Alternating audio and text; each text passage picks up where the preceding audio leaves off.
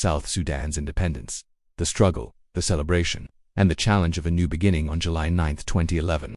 The people of South Sudan witnessed a momentous event. Their country officially became the 193rd member of the United Nations and the 54th African nation. It was the culmination of decades of armed struggle, political resistance, and an enduring dream for self. The birth of South Sudan, the world's youngest nation, was a significant chapter in African history and a testament to the resilience of its people.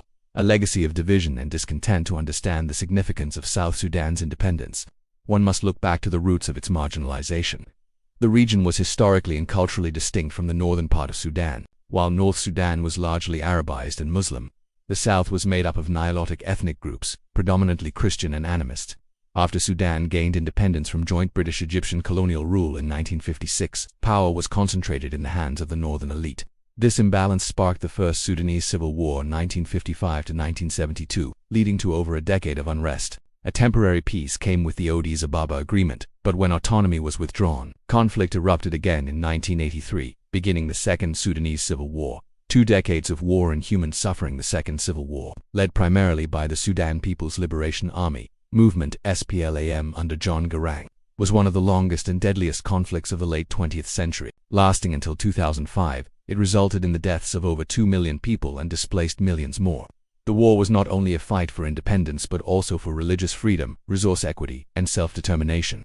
Despite the suffering, the South Sudanese people maintained their identity, languages, and traditional structures. International attention slowly increased, especially in the wake of atrocities and famine conditions in the region. Comprehensive Peace Agreement and Road to Referendum in 2005. The Comprehensive Peace Agreement (CPA) was signed between the government of Sudan and the SPLA. The CPA granted autonomy to Southern Sudan for 6 years and promised a referendum to decide the region's final status. The agreement marked a turning point, though mistrust between North and South remained high. The international community, especially the United States, Norway, and the Intergovernmental Authority on Development, the 2011 referendum and joyful separation from January 9 to 15, 2011, South Sudanese went to the polls.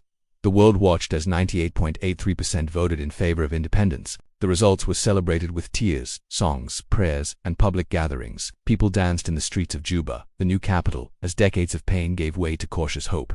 On July 9, 2011, President Salva Kiir Mayardit, dressed in his iconic black cowboy hat, a gift from George W. Bush, stood before tens of thousands to declare the birth of a nation. The new national flag, emblazoned with black for the people, red for the blood of martyrs, green for agriculture, blue for the Nile River, and a golden star for unity, was raised proudly. Post-independence struggles. While the world hailed South Sudan's independence, nation-building presented immense challenges. The country inherited weak infrastructure, minimal educational institutions, limited healthcare, overwhelming poverty. Worse still, internal political tensions soon escalated. In December 2013, a political power struggle between President Kiir and his former Vice President Riek Machar erupted into a civil war that again devastated the country. Ethnic divisions between Dinka and Nuer communities deepened, leading to mass killings, famine, and displacement. Despite various peace deals, including the revitalized Agreement on the Resolution of the Conflict in South Sudan (RARCSS) signed in 2018, true reconciliation and stability remain ongoing goals. A symbol of resilience and hope despite its turbulent beginnings, South Sudan remains a beacon of the human spirit's perseverance. Its people continue to rebuild, foster peace dialogues, and push for better governance and development. Cultural expressions through music, storytelling, and art have flourished post-independence, celebrating a national identity forged through struggle and sacrifice. The independence of South Sudan in 2011 was not just a political event, it was the fulfillment of a dream generations in the making. Though the path forward is fraught with obstacles, the legacy of that historic moment remains strong.